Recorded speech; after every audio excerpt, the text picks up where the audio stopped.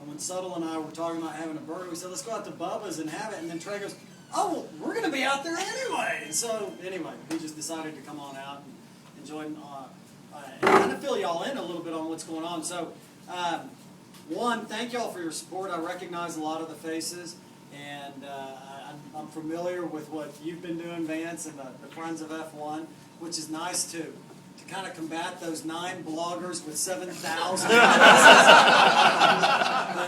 Little sock puppets. It's the craziest thing I've ever seen. But where we are right now is permitting is going really, really well, thanks to Richard.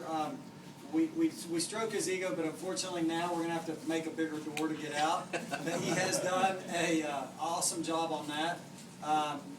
We're going to have an announcement next week. We just finalized it this week that we're adding a different architect group to help kind of complement Tilke.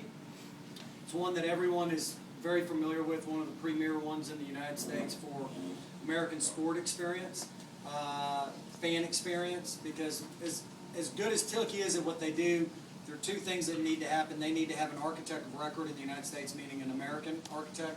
So we're going to have some local Austin architects, which was important to all of us as a team to have local people.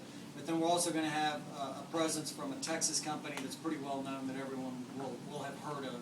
Because I think one of the things that racing hasn't done around the world, not in the U.S. and not in Europe either, is what the NFL, the NBA, and baseball has done for the fan, the average fan, whether it's a premium seating ticket or whether it's just a general admission. Your fan experience at these new stadiums is pretty special. You know, it's actually unbelievable. Something that for the racers in the room, we've been happy with a hot dog and just somewhere to sit. And truly, to make this more than a racetrack, we've got to make the fan experience be really nice. Of course, the hardcore race fan can wander and go to certain corners and actually enjoy the pure, joy that is a Grand Prix car or any of the other series. But for the person who's there more as an event, not necessarily a diehard F1 fan, but a diehard sports fan, they need to be taken care of. They need to have great parking. They need to have great attendance. They need to have great seats with lounges and all the kinds of things that everyone's expecting now.